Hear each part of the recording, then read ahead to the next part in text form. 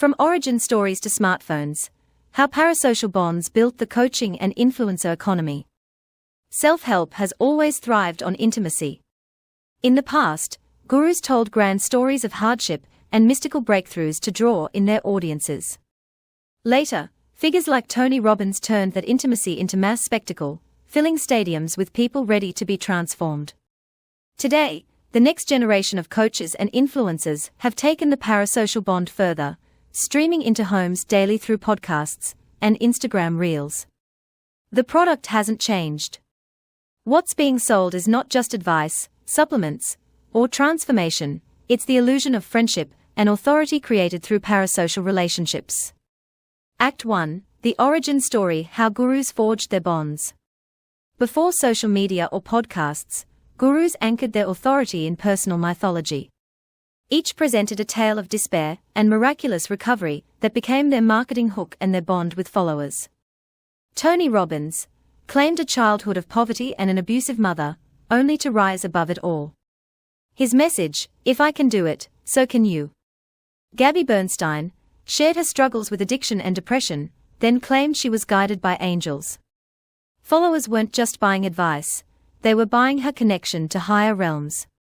Louise Hay famously said she cured herself of cancer through affirmations and positive thinking.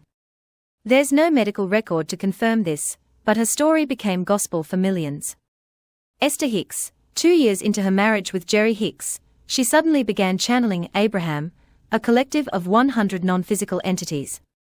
The act was influenced by Jane Roberts' Seth material and Sheila Gillette's Theo channeling. For followers, the backstory gave her supernatural credibility. These origin stories worked because they blended suffering or relatable with transcendence, aspirational. They offered a bridge. I was once like you, now I am more than you, follow me and you can be too. The beauty of the formula was its unfalsifiability. You can't disprove being lifted by angels or cured by affirmations. Followers either believe or they don't, and belief is where parasocial loyalty takes root. Act 2. The stadium-era intimacy through spectacle. Tony Robbins perfected the next stage, turning the guru's story into an event. His multi-day seminars were half concert, half revival, where firewalking and high-energy chants created the illusion of collective transformation. Exclusivity through cost, tickets worth thousands made participation feel valuable. Authority through scale, the size of the event proved Robbins' importance. Occasional intensity, followers didn't have him every day, they had him in bursts of high drama. But even in this model, parasocial dynamics were strong. People returned year after year, treating Robbins less like a coach, and more like a trusted figure in their personal mythology. The relationship was one-sided, but it felt real. Act 3. The smartphone-era intimacy on demand. Enter Jay Shetty, Mel Robbins, and a legion of influencers. Instead of waiting for a stadium seminar, people now invite gurus into their lives daily.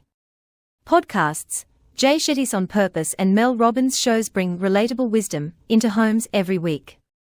YouTube and Instagram, constant content turns gurus into a familiar presence, like a friend who checks in every morning. Accessibility, the barriers of cost and travel vanish. Unlike a Tony Robbins seminar, a podcast episode is free. The key difference is frequency and familiarity. If you hear someone's voice every day, your brain treats it like friendship. Trust builds not through scale, but through repetition. Parasocial dynamics explained. Parasocial relationships are one-sided emotional attachments. They work because they mimic friendship. You feel like you know the guru, but they don't know you. They bypass scrutiny. You don't fact-check a friend. They displace real relationships. The guru's story and voice can become more compelling than your partner's advice or a friend's concern. This is why a follower can write under a Mel Robbins clip, "You've changed my life, I follow your every word." It isn't just admiration. It's devotion. The influencer economy, supplements, diets, and pseudoscience. Coaches and spiritual gurus paved the way for influencers, who now use the same psychology to sell products. Popularity equals expertise.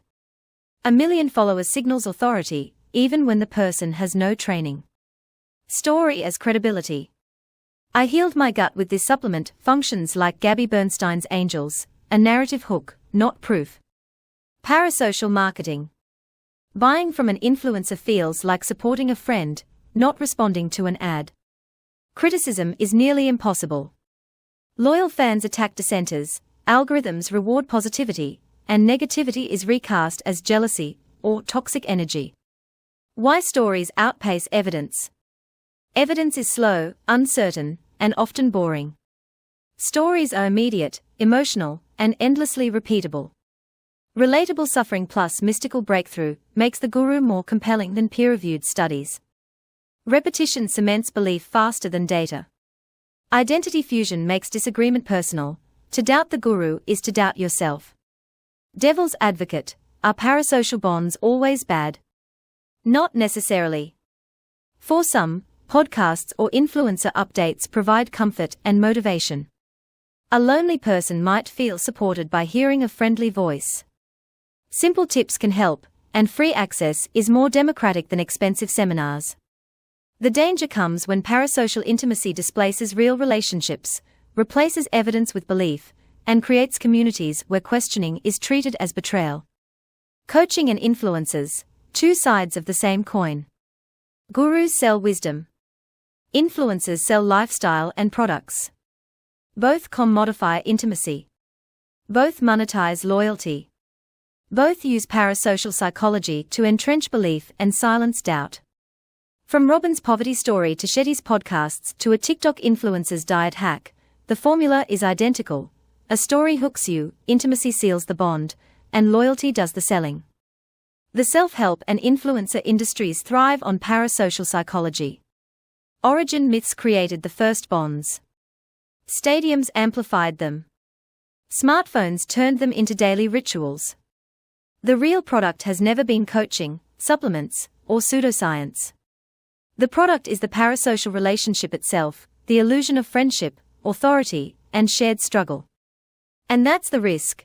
These one-sided bonds can become stronger than real relationships, stronger than evidence, and stronger than the critical thinking we need to resist them.